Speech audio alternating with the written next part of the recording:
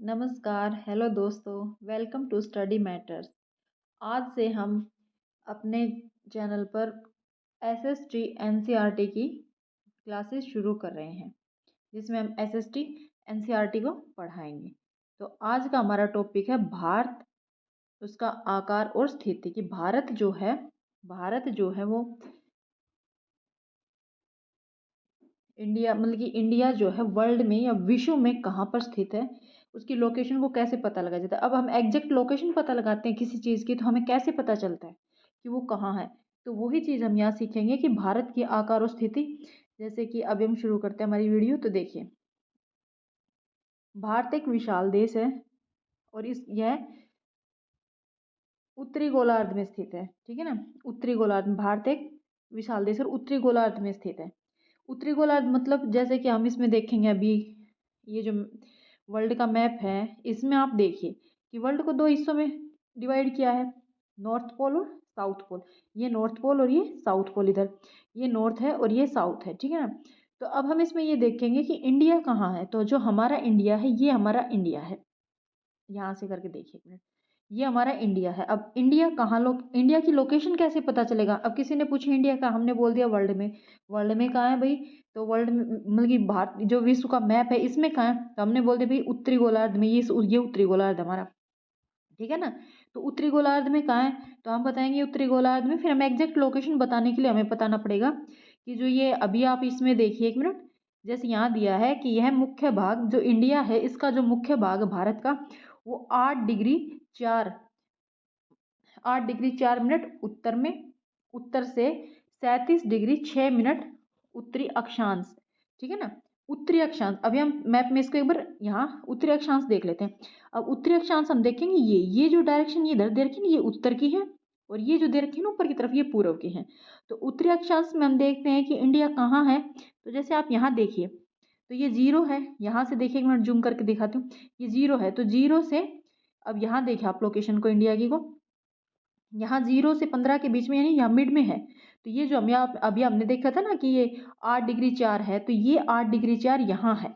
8 degree 4 से यहाँ ऊपर देखिए, अब आप ये आ जाएगा आपका 37 डिग्री 6। इन्होंने जो 37 डिग्री 6 बताया ना ये वाला, तो ये 37 डिग्री 6 यहाँ आ जाता है 30 से 45 के बीच में। तो इंडिया की जो लोकेशन है वो बताने के लिए, जैसे उत्तर की तरफ हम बता रहे हैं, ये उत्तर है, और ये सॉरी यहाँ से ये उत्तर है, उत्तर है ये यहाँ तक, और ये नीचे दक्षिण है। ठीक है ना। तो उत्तर में बताएंगे हम, उत्तर में ये 0 से स्टार्ट हो गई, ये इक्वेटर है। आप देख रहे हो ये पूरे वर्ल्ड को, विश्व को इक्वेटर है, ये दो हिस्सों में डिवाइड कर दिया। तो उत्तरी गोलार्ध में है। अब उत्तरी गोलार्ध में कहाँ, यहाँ पर 8 डिग्री 4 से 37 डिग्री 6 के बीच में है इंडिया। ठीक है ना, ये और ये दो आ गई। अब ऐसे ही अब पूर्व की तरफ बताएंगे।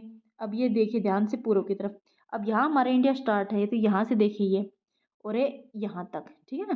तो अब इसकी लोकेशन को जैसे इन्होंने इसमें दिया है बुक में कि 68 डिग्री 7 से 97 डिग्री 25। तो 68 डिग्री, सॉरी भाई, ये देखना, ये यहाँ ऐसे आएगा यहाँ। ठीक है ना, ना कि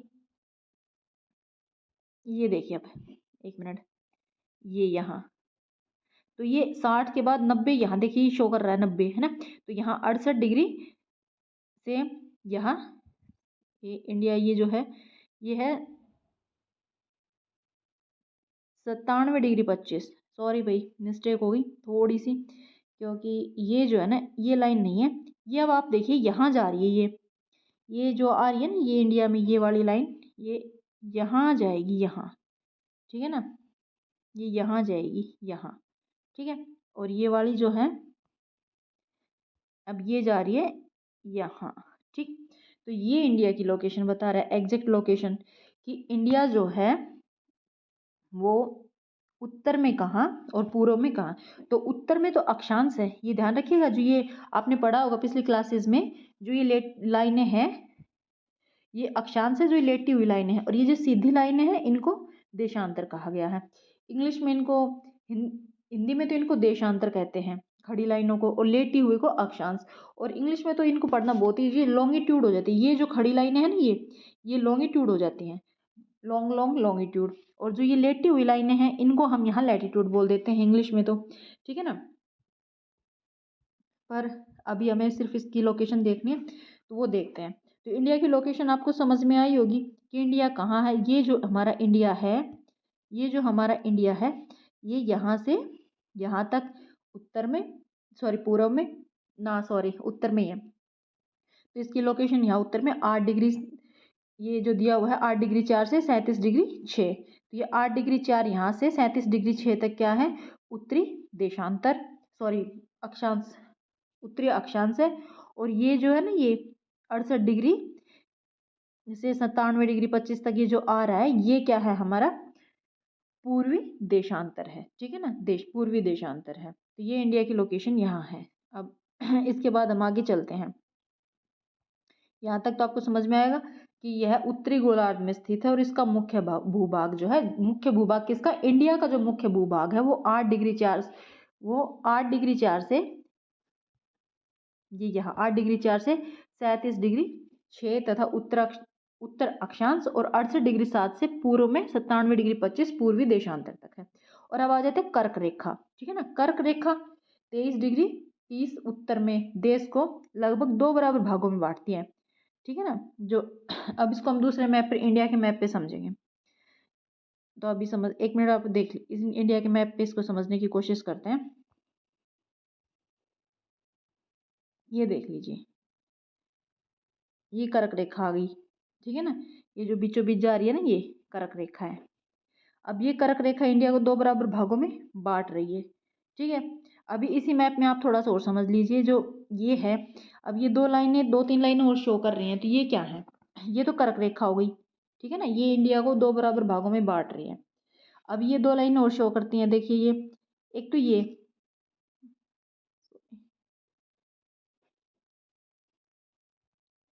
एक मिनट थोड़ा सा भाई आपका टाइम लूँगी। यहाँ देख लेते हैं। हाँ, यहाँ इस मैप में देखिए आप, ये जो मैप है इंडिया का, इसमें आप देखिए ये जो लाइनें हैं,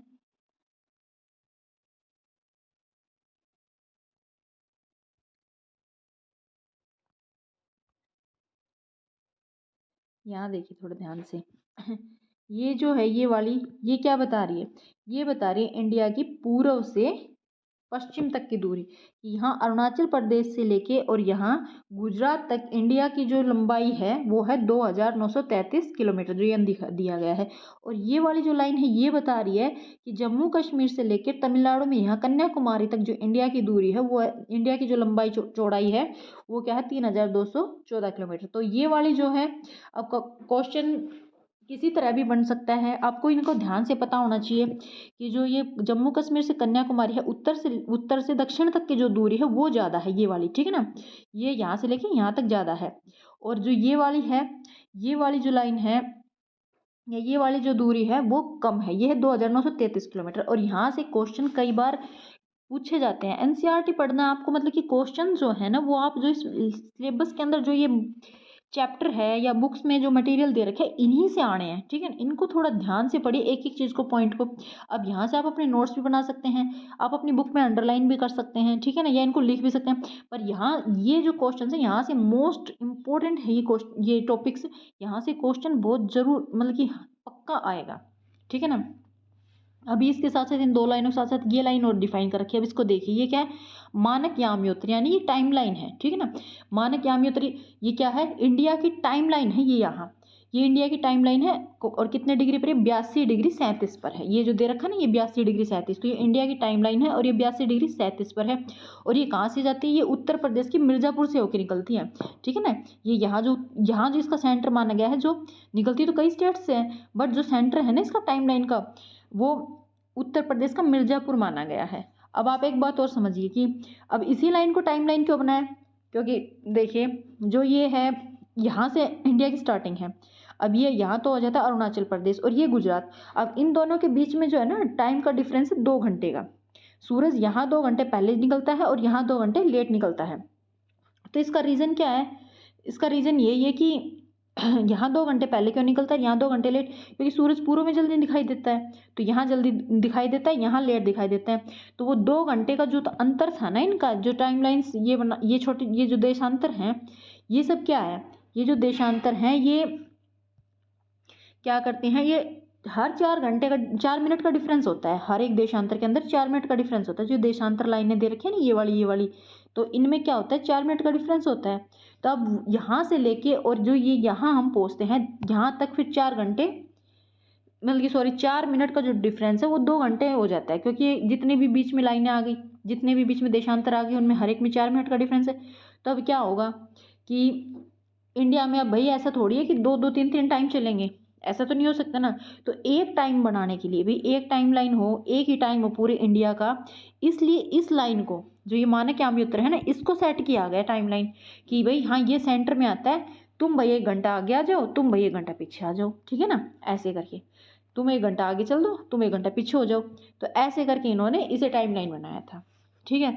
तो चलिए भैया अभी हमारे पीछे वाली स्लाइड पे वापस चलते हैं। यहाँ तक हमने पढ़ा था यहाँ, ठीक है ना। अब यहाँ आ जाते हैं, देखिए भाई दोबारा से। अब कर्क रेखा 23 डिग्री 30 उत्तर में देश को 2 बराबर भागों में बांटती है, इन्होंने ये बता दिया यहाँ, ठीक है ना। अब मुख्य भूभाग के दक्षिण पूर्व में, अब जो इंडिया का मुख्य भूभाग है ना, उसके दक्षिण पूर्व में अंडमान निकोबार द्वीप समूह, बंगाल की खाड़ी तथा दक्षिण पश्चिम में लक्षद्वीप द्वीप समूह और अरब सागर स्थित है। ये आप अपने इसमें देखिए। तो ये फिर वापस एक बार हम अपने उस पर चलते हैं, मैप पे, क्योंकि भाई ये सारा जो वर्क है ना वो मैप पे अच्छे से समझाया जा सकता है। अब हम यहाँ मैप पे, इस मैप पे आ जाते हैं। देखिए इस मैप पे हम अच्छे से समझते हैं, ठीक है ना। अब ये क्या कह रहा है, जो इंडिया का मुख्य भूभाग है, अभी जो कर्क रेखा है आप देखिएगा, ये जो कर्क रेखा है ये यहाँ से गुजर रही है। तो ये कितने स्टेट से जा रही है, देखिए गुजरात, राजस्थान, मध्य प्रदेश उसके बाद छत्तीसगढ़ भी है, झारखंड भी है, पश्चिम बंगाल भी है, मिजोरम भी है, ठीक है ना। तो आपको ये सारे स्टेट्स याद करने हैं कि जो कर्क रेखा है, ये कर्क रेखा 23 डिग्री कुछ बताई है यहाँ, देखिए 24, ये जो शो कर रही है ये 24 है, ये ध्यान से देखिएगा। तो इससे नीचे है तो 23 डिग्री कुछ पॉइंट में बता रखा है, वो क्या है, ये 23.5 डिग्री है, यानी कि ये क्या है, कर्क रेखा है, ठीक है ना। यहाँ ध्यान से आप देखिएगा, ये कर्क रेखा है, ये बीचों बीच। तो कर्क रेखा जिस जिन स्टेट से जा रही है आपको उनका नाम याद करना है, आपको पता होना चाहिए कहाँ से जा रही है। और एक तो है ना, जब आप ज्योग्राफी को पढ़ते हो तो आपको मैप के बारे में अच्छे से पता होना चाहिए, और अपना तो अपने देश के मैप के बारे में तो वैसे भी सबको पता होना चाहिए। तो अब ये मैप को देख लेते हैं।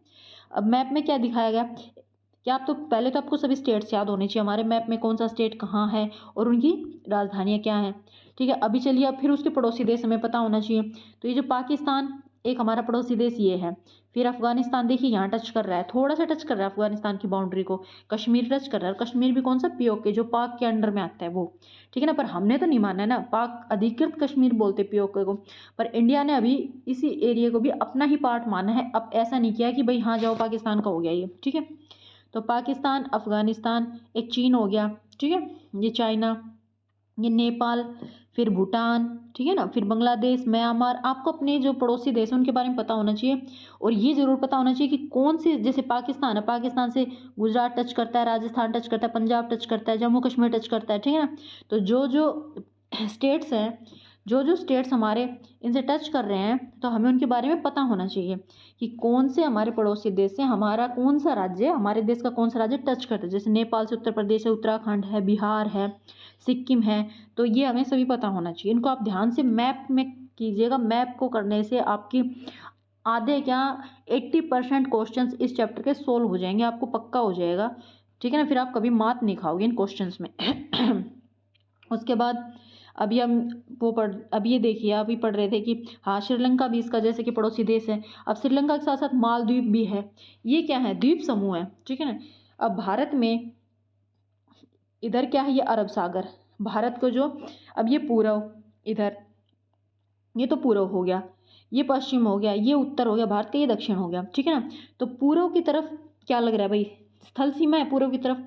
अब दक्षिण की तरफ देखते हैं, तो भारत के इधर दक्षिण पश्चिम में, दक्षिण ये हो गया, दक्षिण पश्चिम में क्या है, अरब सागर है, ठीक है ना। दक्षिण पश्चिम में अरब सागर है, यानी कि ये इधर दक्षिण पश्चिम में अरब सागर, और पश्चिम की तरफ उत्तर पश्चिम बंगाल की खाड़ी हो गया, ये उत्तर, सॉरी ये पूर्व, ये दक्षिण, पूर्व दक्षिण हो गया, सॉरी मिस्टेक हो गई, पूर्व दक्षिण की तरफ क्या हो गया, बंगाल की खाड़ी हो गई। अब ये आ जाता है आपका पूर्व से उत्तर, उत्तर पूर्व, ठीक है ना। अब यहाँ क्या है आपका हिमालय पर्वत है ना, जो नवीन वलित पर्वत बोला जाता है, इधर हिमालय पर्वत है, ठीक है ना। तो आप ये चीज़ें आपको पता होनी चाहिए कि कौन से हमारे देश के कौन सी डायरेक्शन में क्या है, कहाँ कौन सा समुद्र है, कहाँ क्या कुछ है। और ये नीचे की तरफ जो है ये हिंद महासागर है। अब भाई अब इसको भी आप देखिए, हिंद महासागर, जो ये हिंद महासागर है ना, इसको भी हिंद महासागर नाम क्यों दिया गया, क्यों ये भारत के नाम पर हिंद महासागर दिया गया है, क्योंकि जो भारत की लोकेशन जो है ना हिंद महासागर के एरिया में ऐसी है कि आपको वर्ल्ड मैप में समझाएंगे ये चीज़, ये थोड़ा बाद में आएगा, इसको अभी छोड़ देते हैं, ठीक है ना। तो अभी इस मैप के अंदर हमने समझा देखना है कि भारत के पड़ोसी देश देखने हैं, कौन से पड़ोसी देश हैं, कौन से पड़ोसी देश से हमारे देश की कौन सी राज्य की सीमा टच करती है, कितना टच कर रही है, ठीक है ना। कौन सा राज्य कहाँ कहाँ टच कर रहा है, कितने राज्य को किस पड़ोसी देश को टच कर रहे हैं। और एक चीज़ और देख लेते हैं, इसकी जो बाउंड्रीज हैं भारत देश की, चलिए 1 मिनट रुकिए, अभी हम वहीं चलते हैं जहाँ हम पहले पढ़ रहे थे, ऐसे फिर है ना थोड़ा सा। अभी हमने ये तो पढ़ लिया कि कहाँ क्या है, निकोबार द्वीप समूह, ये फिर जाएंगे जब एक बार मैप पे फिर पढ़ लेंगे। अभी हम चलते हैं भारत का भूभाग का क्षेत्रफल, जब हमारा देश भारत है जो ये, इसका जो टोटल क्षेत्रफल है ना वो 32.8 लाख वर्ग किलोमीटर है, ठीक है ना। भारत का क्षेत्रफल तो है 32.8 लाख वर्ग किलोमीटर, पर जो भारत का क्षेत्रफल है, अब यहाँ देखिए आप, भारत का जो क्षेत्रफल है, भौगोलिक क्षेत्रफल 2.4%, 2.4% किसका है, पूरे वर्ल्ड के क्षेत्रफल का 2.4% है, ठीक है ना। तो भारत क्या है, विश्व का सब 7वां बड़ा देश है, भारत जो है विश्व का 7वां बड़ा देश है, ठीक है ना। अब ये ध्यान रखिएगा आप, अभी आप इसको देखिए ध्यान से,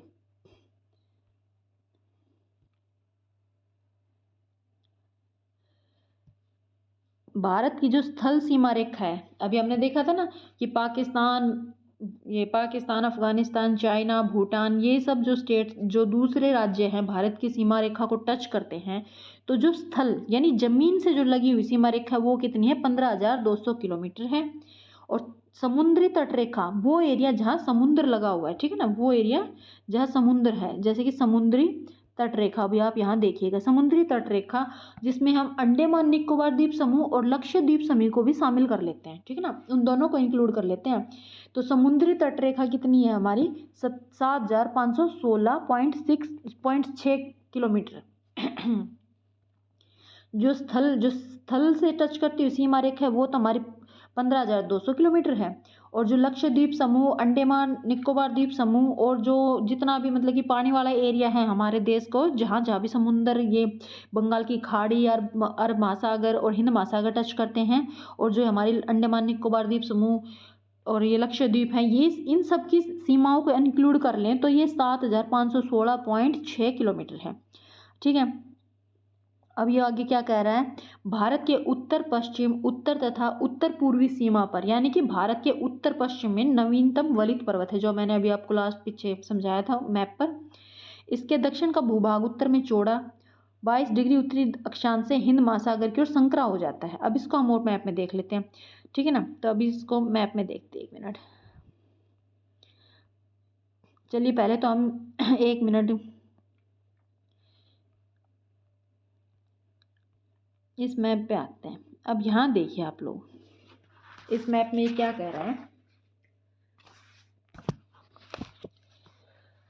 पहले तो इसने ये बताया कि ये जो उत्तर पूर्वी सीमा पर नवीनतम वलित पर्वत है, तो ये उत्तर पूर्वी, उत्तर का एरिया ये, पूर्व का एरिया ये, पहले मैं इसको सबको रब कर देती हूँ, ठीक है ना, दोबारा से समझाते हूँ। तो अब देखिए आप, इसके उत्तर पूर्व का एरिया, उत्तर पूर्व में, उत्तर पूर्व, अब ये पूर्व से उत्तर, उत्तर पूर्व में यहाँ क्या है भाई, पहाड़ है ना, पर्वत है, तो नवीनतम वलित पर्वत मतलब हिमालय पर्वत है। हिमालय पर्वत कैसा है, वलित पर्वत है और नवीनतम है। और दक्षिण भूभाग उत्तर में चौड़ा है। अब दक्षिण भूभाग, अब दक्षिण भूभाग मतलब जैसे कर्क रेखा ने इसको 2 भागों में डिवाइड कर दिया, तो ये उत्तर का भाग हो गया उत्तर और ये दक्षिण हो गया। तो जो उसका दक्षिण का भूभाग है ना, ये दक्षिण वाला जो ये पार्ट है, ये भी उत्तर की तरफ चौड़ा है ऊपर की तरफ, और नीचे की तरफ क्या है, संकरा भिड़ा है ना। इसमें यही बता रहे हैं बस। 22 डिग्री, अब ये 20 है, अब आप देख लीजिए यहाँ देख लीजिए 22 आ जाएगा, यहाँ देखिए आप, यहाँ ये यहाँ समझने की कोशिश, ये 22 डिग्री है, इन्होंने कहा 22 डिग्री से उत्तरी अक्षांश से हिंद महासागर की ओर। अब 22 डिग्री में उत्तरी अक्षांश से हिंद महासागर ही नीचे की तरफ है, तो इधर क्या हो गया, इंडिया की जो शेप है ये एकदम संकरी हो गई ना, भीड़ी संकरा हो गया, ठीक है ना, सीधी सी बात। अब यही बताया, यहाँ बंगाल की खाड़ी, यहाँ अरब सागर और ये हिंद महासागर है, ठीक है ना, इधर बस इसमें यही बता रखा है। तो इंडिया की लोकेशन और इंडिया के बारे में बताया गया है। पहले आप लोगों को काफ़ी कुछ पता है, पर एनसीईआरटी में ऐसा दिया इसको, इसलिए हम इसको रिवाइज करवा रहे हैं। इसके आगे इसमें क्या बोला है कि जो वही टाइमलाइन बताई गई थी, मिर्ज़ापुर से जा रही है, ठीक है ना। अच्छा, अभी हम चलते हैं, अभी वापस अपने उसी पेज पर चलते हैं, जैसे कि अभी हमने यहाँ तक पढ़ा, इसी पेज पर हम वापस आ जाते हैं। अब अपना हमने मैप में समझ लिया। अब आप देखिए, जो हम पहले पढ़ चुके हैं वही दोबारा इसमें दे दिया है कि अब देखिए, अक्षांश और देशांतर का विस्तार लगभग 30 डिग्री है। क्या हो गया ये, सॉरी भाई, बाय मिस्टेक।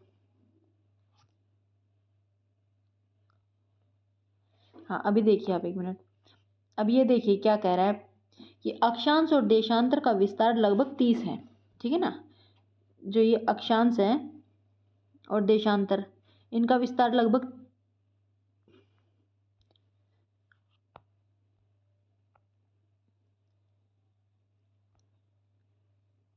अक्षांश और देशांतर का विस्तार लगभग क्या है, 30 डिग्री है।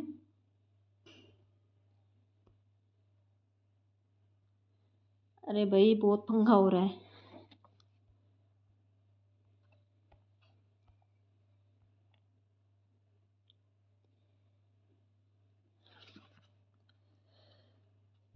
अक्षांश और देशांतर का विस्तार लगभग 30 डिग्री है, फिर भी पूर्व पश्चिम का विस्तार उत्तर दक्षिण के विस्तार की अपेक्षा कम प्रतीत होता है, दिखाई हमें कम देता है, ठीक। चलिए, गुजरात से अरुणाचल प्रदेश के स्थानीय समय में जो अभी हमने बताया था 2 घंटे का अंतर है, इस अतः 82 डिग्री 30 जो है उसको पूर्व देशांतर रेखा को, अभी हमने देशांतर और अक्षांश देखे थे ना, देशांतर जिसको हमने मानक याम्योत्तर कहा था, जो टाइमलाइन बोला था, उसको स्थानीय समय रेखा जो है गुजरात से अरुणाचल प्रदेश के स्थानीय समय से 2 घंटे का डिफरेंस है, इसलिए 82 डिग्री 30 पूर्वी देशांतर रेखा को भारत की मानक याम्योत्तर रेखा माना गया है, जो उत्तर प्रदेश के मिर्जापुर से होकर गुजरती है, ठीक है ना। अच्छा, अब और अक्षांश का प्रभाव दक्षिण से उत्तर की ओर दिन और रात की अवधि पर पड़ता है। जो अक्षांश होती है ना, अक्षांश का इफेक्ट पड़ता है दिन और रात की अवधि पर, ठीक है। अच्छा भाई, अब हम इधर आ जाते हैं। अब ये देखिए, भारत तथा विश्व। अब भारत का विश्व, अब वो तो थी भारत के बारे में, सिर्फ भारत के अंदर अंदर का था भाई, कौन सी कहाँ जा रही क्या रखा है। अभी बता रहे भारत तथा विश्व में बता रहे हैं कि भारत भूखंड एशिया महाद्वीप के, जो भारत है वो एशिया महाद्वीप के पूर्व और पश्चिम के मध्य में स्थित है। भारतीय भूभाग एशिया महाद्वीप का दक्षिण विस्तार है, हिंद महासागर जो कि पश्चिम में स्थित है। यानी भारतीय जो भूभाग है, भारत जो है, अब हमें इंडिया के मैप, उस पर वर्ल्ड के मैप पर चलना पड़ेगा, तो वर्ल्ड के मैप पर चलते हैं भाई, तभी हम अच्छे से आपको समझा पाएंगे। देखिए, अब हम यहाँ आ जाते हैं। देखिए, ये देखिए आप, ये वर्ल्ड मैप में इंडिया को देखिए, ये हमारा इंडिया है, ठीक है ना। अब ये क्या कह रहा है कि जो भारत है वो एशिया महाद्वीप के पूर्व और पश्चिम के मध्य स्थित है। अब ये पूर्व हो गया, एशिया हो गया, ये पश्चिम हो गया एशिया का। अब इसके सेंटर में आ गया ना इंडिया, हाँ, तो पूर्व पश्चिम के मध्य स्थित है। अब भारतीय भूभाग एशिया महाद्वीप का दक्षिणतम विस्तार है। अब दक्षिणतम एशिया का भाई दक्षिण पार्ट भी यही है, क्योंकि ये नॉर्थ हो गया, उत्तर, ये दक्षिण हो गया। तो भारत कहाँ है, पूर्व और पश्चिम के सेंटर में, और दक्षिण नीचे दक्षिण की तरफ है, एशिया के सेंटर में नहीं है। एशिया के पूर्व पश्चिम का सेंटर तो बीच हो गया भाई, इधर भी पूर्व भी इतना ही बचा, पश्चिम इतना ही बचा, पर वैसे कहाँ है, दक्षिण में है।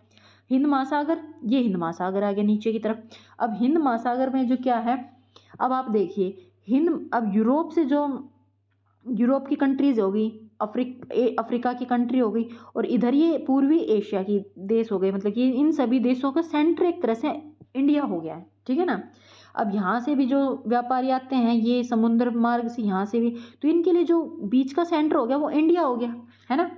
अब इन सब का बीच का सेंटर क्या हो गया, इंडिया हो गया। तो अभी आप देखिए, इसीलिए जो भारत, ये जो हिंद महासागर है ना, इसको हिंद महासागर इसीलिए कहा गया है। भारत के नाम पे इसका नाम हिंद महासागर पड़ा है। वो किस लिए हिंदुस्तान के नाम से? क्योंकि इंडिया की जो लोकेशन है वो हिंद महासागर में ऐसी है कि वो सभी कंट्रीज को आपस में कनेक्ट करती है एक तरह से, ठीक है ना, व्यापार के लिए। और अभी तो जैसे कि समुद्री व्यापार होता है, पहले समुद्रों से व्यापार नहीं होता था। तो जैसे ये इधर से पूर्वी एशिया के लोग पश्चिमी एशिया में जाना होता था, और पश्चिमी एशिया से यूरोप में जाना होता था, अफ्रीका में जाना होता था, तो वो क्या करते थे, इंडिया से होके गुजरते थे, दर्रों से, पहाड़ों से। जैसे सिल्क का रास्ता था, सिल्क मार्ग बोलते थे, ये इस रेशम मार्ग वगैरह नहीं बोलते। तो वो सब कहाँ, इंडिया से होके जाते थे सभी, ठीक है ना, चाइना, इंडिया, यहाँ से ही, ठीक है ना, इसमें यही बताया गया है। अच्छा, अब यही है कि भी कौन से देश, और अब ये स्वेज मार्ग, स्वेज नहर है जो ये यूरोप की, यहाँ से स्वेज नहर खोली गई है। एक मिनट में आपको यहाँ से दिखा देती हूँ। हाँ, अब देखिए, जो यूरोप से, पहले यूरोप में यहाँ से होके आते थे इधर से, मतलब कि अफ्रीका के उधर से, ठीक है ना, ये यहाँ से होके आते थे, इधर जाना होता था। पर अब क्या हो गया कि अब ये स्वेज नहर यहाँ से, जैसे ये बीच में है ना संकरी जगह, यहाँ से स्वेज नहर का हो गया है, रास्ता बना दिया। तो अब क्या हो गया, यूरोप से और इंडिया के यहाँ इधर आने के लिए एक तो यहाँ से घूम के आओ भाई, और एक यहाँ से आ जाओ, तो कितना डिफरेंस कम हो गया, ठीक है ना। तो स्वेज नहर कब खोली थी, आपकी एनसीईआरटी में दी हुई है। ये स्वेज नहर जो है वो 1869 में, 1869 में स्वेज नहर खोली गई थी, जिससे भारत और यूरोप के बीच की 7000 किलोमीटर दूरी कम हो गई थी, ठीक है ना। ये भी इसी में दिया हुआ है, भारत और विश्व में ही। अभी हम आपको दिखा देंगे, ठीक है। तो चलिए भाई, अब इसमें तो इतना ही था। अब आगे नेक्स्ट पीडीएफ पे चलते हैं। ये जो दिया गया ना स्वेज नहर के बारे में, ये यहाँ दिया गया है, देखिए, ये देखिए, जो ये है ना, ये दे रखा है स्वेज नहर के बारे में। तो इस तरह के पॉइंट से क्वेश्चन आते हैं एनसीईआरटी के। हर एक लाइन तो बहुत बड़ी चीज़ होगी, हर एक वर्ड का अपना मीनिंग होता है, यहीं से क्वेश्चंस बनते हैं। हमने इतने एग्जाम दे देखा है कि यहीं से क्वेश्चंस बने हैं। तो जो 1869 में जो स्वेज नहर खुली थी, उससे भारत और यूरोप के बीच की दूरी कितनी कम हो गई थी, 7000 किलोमीटर कम हो गई थी, ठीक है। अच्छा भाई, अब आगे चलते हैं। अभी आप ये और देख लीजिए, अभी बताया था ना कि इंडिया का जो है वर्ल्ड में 7वां नंबर है, किसमें, साइज में। तो पहले पर आ जाता है आपका रूस, ये दूसरे पे कनाडा, तीसरे पे संयुक्त राज्य अमेरिका, चौथे पे चाइना, पांचवें पे ब्राजील, और 6 नंबर पे ऑस्ट्रेलिया, और 7वें पे भारत आ जाता है 32.8, ठीक है ना। तो ये आप याद कर लीजिएगा कि पहले पे क्या है, रूस, दूसरे पे कनाडा, तीसरे पे संयुक्त राष्ट्र अमेरिका, 4th पे चीन, 5th पे ब्राजील, 6th पे ऑस्ट्रेलिया, 7th पे भारत। चलिए फिर अब नेक्स्ट पे चलते। अब इसमें हमने पढ़ ही लिया था। अब मैप वर्क आपको खुद को करना है, मैप वर्क जरूर कीजिएगा, मैप से ही आपको समझ में आएगा। मैप में आप जब खुद से करेंगे ना, तो ये सोच लीजिए आपके माइंड में परमानेंटली फिक्स हो गया। थोड़ा टाइम कंज्यूमिंग है, पर ज्योग्राफी जो है वो हमेशा मैप से अच्छे से समझ में आती है, ठीक है ना। तो मैप पर जरूर कीजिएगा। अब ये मार्ग दिखा रखे हैं, अब आप थोड़ा सा इनको भी देख लीजिए। ये जो रास्ते दिखा दिए कि मतलब कि व्यापार के लिए या एक देश से दूसरे देश जाते थे, वो दिखा रखा है पहले भी और अब के भी, ठीक है ना। अभी हम यहाँ आ जाते हैं। भारत का विश्व के देशों के साथ संपर्क युगों पुराना है। पहले समुद्री जलमार्गों की अपेक्षा, देखिए अब यहाँ दे रखा है, ध्यान से आपके देखिए, भारत का जो है दूसरे देशों के साथ संपर्क जो है युगों पुराना है, परंतु यह समुद्री जलमार्गों की अपेक्षा भूभागों से होकर था, ठीक है ना।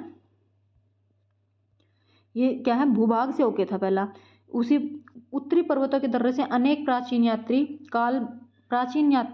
यात्री प्राचीन काल में भारत आए, जबकि समुद्री मार्ग बहुत समय तक ज्ञात नहीं थे।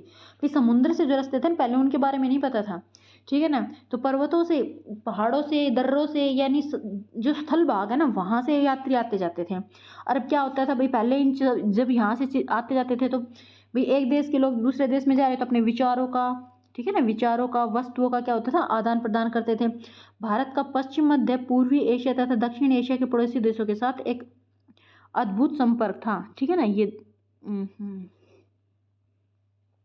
एक अद्भुत संपर्क रहा है। इसी के प्रकार, मतलब कि जैसे एक देश से दूसरे देश में लोग आते जाते थे, तो अपने धर्म की, अपने रिवाजों की, इन सब की बातें बताते थे, ठीक है ना। तो जैसे यहाँ रामायण हो गया, रामायण, पंचतंत्र की कहानियाँ, भारतीय अंक दशमलव प्रणाली संसार के विभिन्न भागों तक पहुँचाएगी। भारत के मसाले, भारत भी मसालों के लिए फेमस है। व्यापारी आए मेनली मसालों के लिए थी। यहाँ मसाले, मलमल के कपड़े, व्यापार के सभी सामान एक जगह से दूसरी जगह ले जाए जाते थे। इसके विपरीत जो जितनी भी हमारी कलाएं थी, जो चीज़ें भी हमारी थी, वो दूसरे देशों में गई, दूसरे देशों से हमारे देश में आई, ठीक है ना। तो वो कैसे आई, वो यात्रियों के जरिए तो आई है। अभी आप यहाँ देखिए, भारत का दक्षिण एशिया में महत्वपूर्ण स्थान है। भारत का दक्षिण एशिया में महत्वपूर्ण स्थान है। भारत में 28 राज्य है और यहाँ 7 गलत दिया गया है, यहाँ 8 केंद्र शासित प्रदेश है, ठीक है ना, सॉरी 9 है केंद्र शासित प्रदेश। चलिए भाई अब हमारे नेक्स्ट पीडीएफ की तरफ चलते हैं। अब ये यहाँ और देख लीजिए, अब जी क्वेश्चन ये दे रखे हैं ना, इनमें से क्वेश्चन बन जाते हैं, इनको थोड़ा ध्यान से देखिए। जैसे कि पश्चिमी और पूर्वी तटों पर केंद्र शासित राज्यों की संख्या ज्ञात कीजिए। क्षेत्रफल के आधार पर सबसे बड़ा सबसे छोटा राज्य कौन सा है? तो क्षेत्रफल के आधार पर सबसे बड़ा और सबसे छोटा राज्य कौन सा है भाई? सबसे बड़ा तो राजस्थान है, ठीक है ना, और सबसे छोटा क्या है? गोवा है। कौन से राज्य अंतर्राष्ट्रीय सीमा तथा समुद्र तट को स्पर्श नहीं करते हैं? अब आपको मैप में जाना है, ये देखना है कि भाई कौन सा जो राज्य है, जैसे हरियाणा है, मध्य प्रदेश है, ऐसे कौन से स्टेट्स हैं जो सिर्फ स्टेट्स की सीमा को टच करते हैं, किसी बाहर इंटरनेशनल बाउंड्रीज का मतलब हो गया किसी हमारे पड़ोसी देश जैसे कि पाकिस्तान, अफगानिस्तान, चाइना, इनको टच नहीं करते हैं, ठीक है ना। अच्छा अभी देखिए ये हमारे पड़ोसी देश है, देख पाकिस्तान, चीन, म्यांमार, बांग्लादेश, सीमाओं को छूने वाले राज्य बताइए। अब आपको मैप पे ही तो ये सब अच्छे से समझना पड़ेगा, मैप को देखिए समझिए कि पाकिस्तान को कितने स्टेट टच कर रहे हैं, चीन को कितने स्टेट टच कर रहे हैं, बांग्लादेश को कितने स्टेट टच कर रहे हैं। और एक बात और, जो बांग्लादेश की सीमा रेखा है वो सबसे बड़ी है दूसरे देश स्टेट्स के, मतलब कि अब दिखने में चाइना बड़ा दिखता है पर नहीं, जो बांग्लादेश है उसकी सीमा रेखा भारत की सीमा रेखा के साथ सबसे बड़ी सीमा रेखा है, ठीक है ना।